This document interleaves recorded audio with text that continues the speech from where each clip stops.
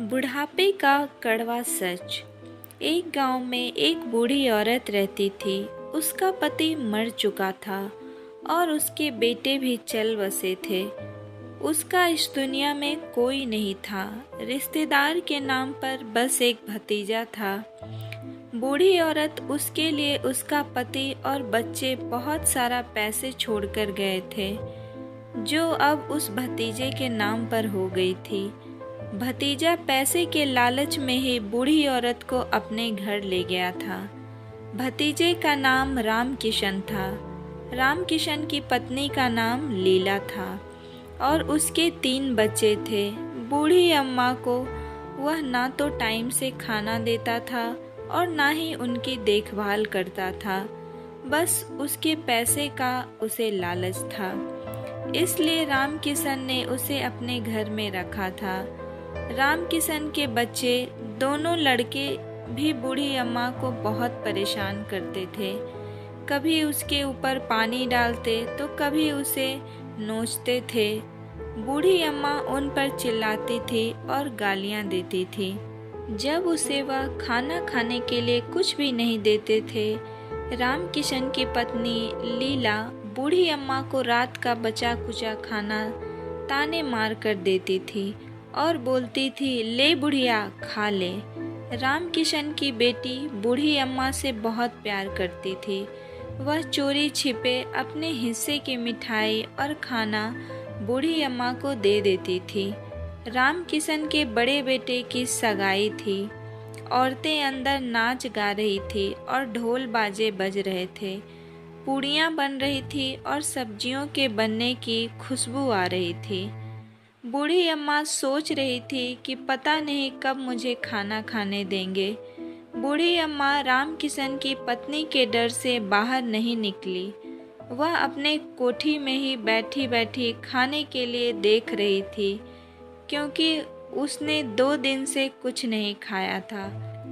वह सोचती है कि मुझे तो यह लोग रोटी भी नहीं देते, फिर इतनी बढ़िया बढ़िया पूड़ियाँ क्यों देंगे। बूढ़ी अम्मा को भी बने पूरियों की खुशबू आ रही थी। उसने सोचा कि फूल के पास जाकर उसकी महक और भी अच्छी लगती है, क्यों ना मैं हलवाई से 2 पूरी मांग लूं। फिर वह पैरों के बल सरकती हलवाई के पास गई। वहां जाकर ऐसे देखने लगी जैसे कई दिनों से भूखी हो। बूढ़ी अम्मा हलवाई से कुछ कहने ही वाली थी कि उसने देखा राम किशन की पत्नी लीला कभी इधर जाती, कभी उधर जाती, कभी हलवाई के पास आती, कभी कहीं और बोलती, खाना बना है या नहीं, सब खाने का इंतजार कर रहे हैं। इतने में ही उसने बूढ़ी काकी को वहां देखा। वह ऐसे देखी जैसे सांप नेवले पर पड़ सकता है और उसका हाथ पकड़कर अंदर ले गई। बोली, तुम्हारा पेट है या खेत? अच्छे से बैठा नहीं जाता? अभी तक भगवान का भोग भी नहीं लगा है और मेहमानों ने खाना भी नहीं खाया और तुम खाना खाने के लिए बाहर कैसे आई? बूढ़ी अम्मा ना कुछ बोले ना रोई, चुपचाप सिसकती हुई अपनी कोठरी में चली गई। भोजन तैयार हो गया। सब मेहमान खाने लगे, कुछ अंदर कुछ बाहर। बूढ़ी अम्मा अपनी कोठरी में चली गई। बोली, मैं बाहर क्यों गई थी? मैंने बेकार में उसे गुस्सा दिला दिया। अब वह मुझे खाना भी नहीं देगी।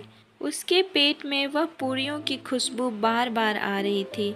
वह सोच रही थी कि अब प्लेट लग गई होगी, अब मेहमान खाना खाने लग गए होंगे, अब तिलक की रस्म शुरू हो गई होगी। बूढ़ी अम्मा ने सोचा, अब बाहर जाकर देखती हूँ, अब तो सब काम करके चले गए होंगे। उससे रहा नहीं गया और वैसे दोबारा सरकती हुई बाहर आ गई। उसने आकर देखा, अभी तो कोई उंगलियां चाट रहा था, कोई दही पी रहा था, कोई पूरियां खा रहा था और सब बूढ़ी अम्मा को देख रहे थे और बोले, अरे यह बुढ़िया कहाँ से आई है? इतने में राम किशन ने अम्मा को देख लिया। देखते ही उसने पूरियों का थाल नीचे गिरा दिया और गुस्से में बोला, तू यहाँ क्यों आई है? और घसीटते हुए वापस कोठरी में ले गया।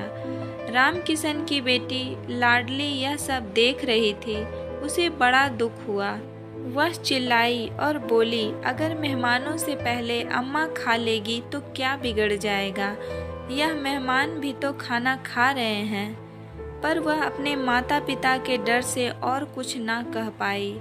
उसने अपने हिस्से की पूरियां एक बर्तन में रख दी, बाद में अम्मा को दे देगी।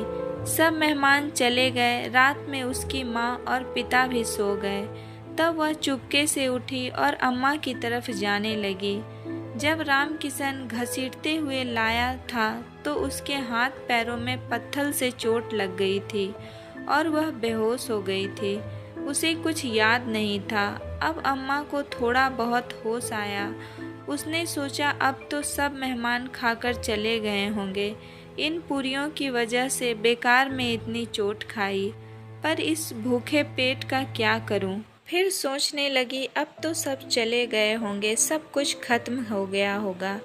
इतने में बूढ़ी अम्मा को आने की आवाज़ सुनाई दी। उसने कहा, कौन? लाडली बोली, अम्मा मैं हूँ, आपके लिए खाना लाई हूँ। बूढ़ी अम्मा बोली, तुम्हारी माँ ने दिया है? कहा, नहीं, यह तो मेरे हिस्से की पूरियाँ हैं। उसमें सिर्फ 4 ही पूरी थी। अम्मा ने वह जल्दी जल्दी खाई। अब वह पूरियों को खाकर और भूख लगने लगी। बोली, और ले आओ। लाडली ने कहा, अब तो अम्मा मुझे मारेगी। अम्मा ने कहा, तो मुझे वहाँ ले चलो जहाँ सब मेहमानों ने खाना खाया था। लाडली अम्मा को वहाँ ले गई। वहाँ अम्मा और जूठे बर्तनों में पूरियाँ उठा उठाकर थोड़ी बहुत खाने लगी और बची सब्जी चाटने लगी। अम्मा सोच रही थी कि मैं यह सब क्या कर रही हूँ। अगर आज इन लोगों ने मुझे खाना दे दिया होता तो शायद जूठे बर्तन ना चाटने होते। इतने में पत्नी लीला की आंख खुल गई। उसने देखा कि उसकी बेटी लाडली वहाँ नहीं है। उसने इधर उधर देखा, फिर देखा कि लाडली जूठे बर्तन के पास खड़ी है। वहाँ जाकर उसने देखा कि अम्मा जूठे बर्तन चाट रही है। उसने सोचा कि एक पंडिताइन आज मेरी वजह से जूठे बर्तन चाट रही है। आज मेरे बेटे की सगाई है। मैंने लाखों को खाना खिलाया पर उसी को नहीं खिलाया जिसके पैसों पर मैं जिंदा हूँ, जिसके पैसों से मैं ऐश कर रही हूँ। उसे बड़ा बुरा लगा। वह रोने लगी और भगवान से प्रार्थना करने लगी कि भगवान मुझे माफ़ करो, मुझे इसका दंड मत देना। वह वापस अंदर गई और जाकर एक थाली में सारा भोजन लगाकर अम्मा के पास बैठकर बोली, लो अम्मा, मुझे माफ़ कर दो और खाना खा लो।